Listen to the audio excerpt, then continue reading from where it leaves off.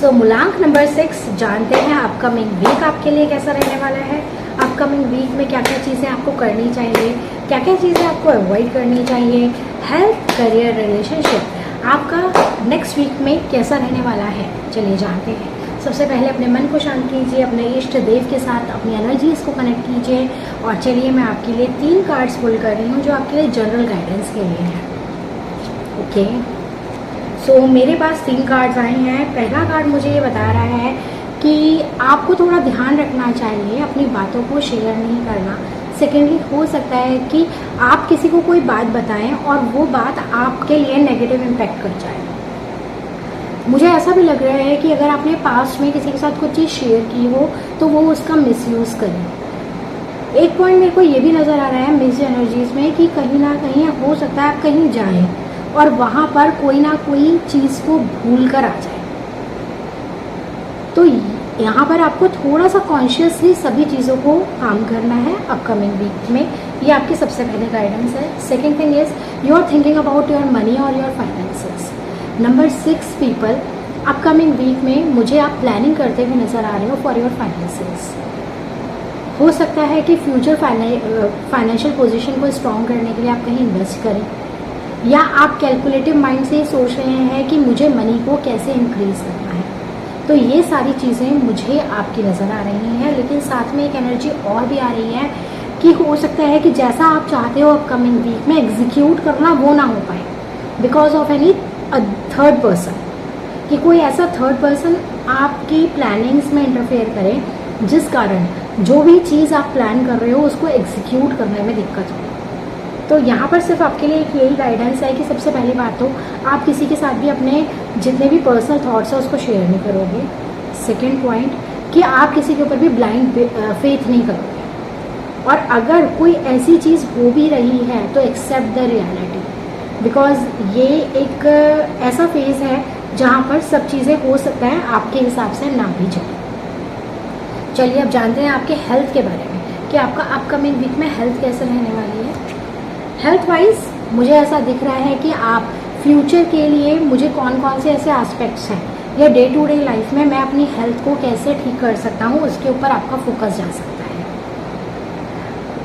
सिर्फ प्लानिंग करते हुए नज़र आ रहे हो लेकिन एग्जीक्यूशन करते हुए नज़र नहीं आ रहे, तो हेल्थ पे आपको कंसंट्रेट करना है। जो आप प्लान करो उसको एग्जीक्यूट भी करिए, ये बहुत ज़्यादा ज़रूरी है। अब हम बात करते हैं आपके करियर में। करियर में मुझे बहुत अच्छी चीज़ नज़र आ रही है कि you are trying to uplift your career. एक करियर में जहां आप अभी खड़े हो वहां आप ऑलरेडी सेटल्ड हो और आपका पॉइंट ऑफ व्यू है कि मुझे इसके साथ साथ और कौन सी ऐसी चीज़ कर लेनी चाहिए जिसके अंदर मेरी लाइफ में, मेरे करियर में ग्रोथ आए। अब ये ग्रोथ आपको अपने नियर अबाउट जो सेक्टर है या रिलेशंस है वहाँ से भी हो सकती है, और ये भी हो सकता है कि आपको कहीं बाहर से इसमें कोई सपोर्ट मिले। तो अपकमिंग वीक में करियर वाइज मुझे प्लानिंग प्लस एग्जीक्यूशन नज़र आ रहा है, और अगर आप इसके ऊपर काम करते हो तो डेफिनेटली करियर में ग्रोथ होगी।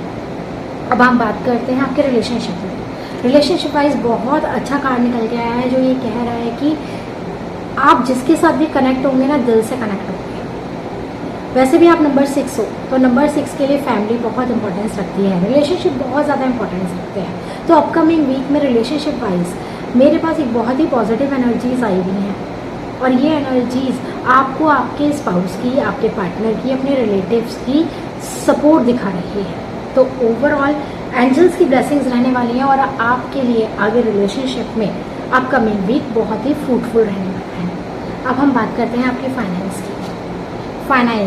फाइनेंस में मैंने पहले भी आपको कहा था कि कुछ चीटिंग टेंडेंसी नज़र आ रही है, या ऐसा लग रहा है कि आप जहाँ पर भी कोई एक्शन लेना चाहते हो वहाँ पर कोई थर्ड पार्टी इन्फ्लुएंस की वजह से चीज़ें खराब हो सकती हैं, और वही चीज़ मुझे यहाँ पर भी दिख रही है। फाइनेंस में अपकमिंग वीक में मैं आपको सिर्फ इतना ही सजेशन देना चाहूँगी कि अभी आप जल्दीबाजी में कोई भी फाइनेंस को इन्वेस्ट करने के लिए स्टेप ना लें। जैसे अभी हमने बात करी कि करियर में हमारे पास ऑप्शंस आ रहे हैं तो आप प्लान करें, बट आप अपने मनी को इन्वेस्ट करने के लिए थोड़ा बचें अपकमिंग वीक में। तो अपकमिंग वीक के अंदर थोड़ा सा ट्रांसफॉर्मेशन मुझे दिख रहा है इन योर फाइनेंस, लेकिन अगर आप थॉट प्रोसेस के साथ प्रैक्टिकलिटी के साथ चलते हो तो माइट भी ये सब चीज़ें आपके फेवर में जाएं। अब हम बात करेंगे जनरल गाइडेंस। अब आपके लिए जनरल गाइडेंस अपकमिंग वीक में आ रही है कि आपको मैच्योरिटी के साथ सोचना चाहिए, पास्ट को छोड़ करके फ्यूचर के बारे में ज़्यादा सोचना चाहिए, because you are a very nice person. यहाँ पर हमें ऐसी एनर्जीज दिख रही हैं कि you are very much good in your plannings, in your thought process, in technology.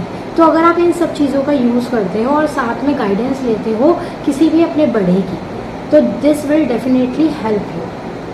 Upcoming week में सिर्फ आर्गूमेंट्स को अवॉइड कीजिए, अपनी बातों को ज़्यादा शेयर मत कीजिए, और अगर कोई थर्ड पर्सन आपकी किसी भी टास्क को स्पॉइल करने की कोशिश कर रहा है तो एट दैट टाइम आप कोई एक्शन ना लेके शांति से बैठेंगे तो this will help you a lot. आपके लिए मैं एक रेमेडी सजेस्ट करूँगी कि आप विष्णु भगवान का जाप करें या फिर थर्सडे के दिन ओम नमो भगवते वासुदेवाय का जाप करें। This will help you a lot. All the best.